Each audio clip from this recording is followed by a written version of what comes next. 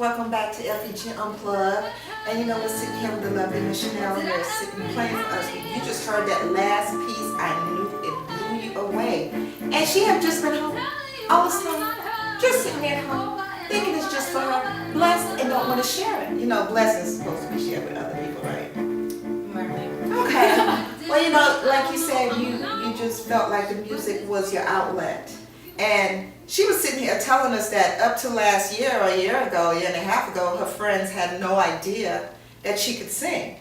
So it's like, so then when you finally say, oh God, I can sing, and I'm gonna, because we saw your work on YouTube, it's crazy. Mm-hmm. When did that point come? Like, what happened in your life for you to say, okay, it's not just an outlet, I want to share it with the world? I did a intimate show here when I first got to Atlanta, and I could not leave the building.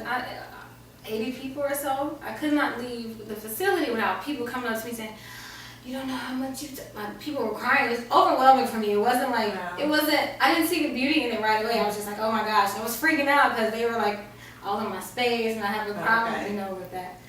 I'm getting better, but anyway, they would be like, "You don't know how you help me," you know. Even people, I thought about committing suicide, like those kind of things. And just coming here tonight, I had no idea who you were, but you touched me, and I said, it wasn't until I got home, but I was like, oh my gosh, like everybody goes through something. Mm-hmm. My music can help other people. My music is touching other people. Obviously, I need to be sharing it and not just keeping it in my room. So that was the moment. So let's get into the depths of your soul, because you know the first song we heard, it came from what was going on in the world and a different prejudice, as people will say.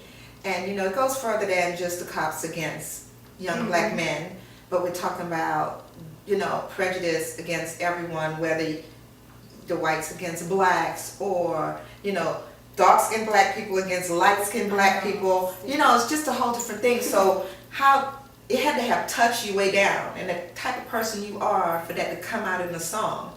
When did you start writing that? Like, you watched something and then what happened? How did that happen? Like, you saw the news and you saw that happening.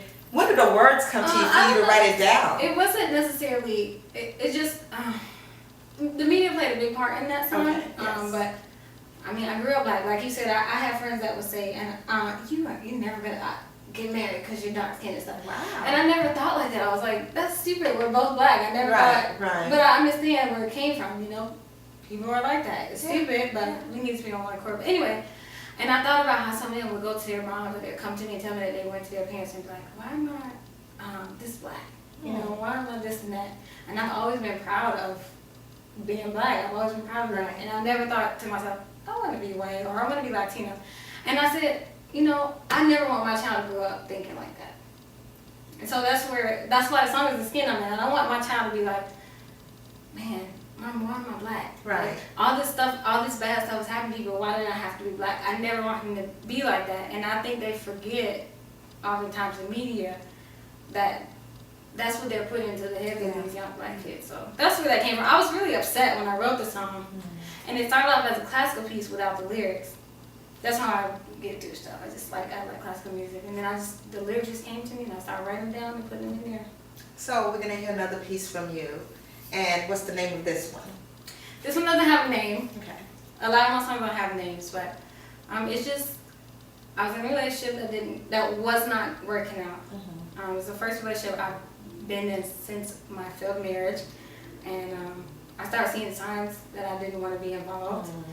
And he was not it. But that's where the song came from. It's just like, you keep trying to blame me for things, and you keep trying to make me somebody that I'm not to be, and you're the problem. You know, we all have our parts, but he was the problem. So your songs do not have a name because you don't want to give them a name, or you just wait, like it might come from somebody saying something, or you're listening to the song and the feeling comes. How do you name your songs? Most of the time, I never name them. They're all entitled 1, entitled 2, entitled 3. Oh, okay. But people, they'll listen to my song and be like, when they're trying to recollect or something, they'll be like, that song, and I guess they remember what I say most. Right. And they'll be like, that song, don't want to let go. And then I'm like, let's make that name. Just because you need names, I guess.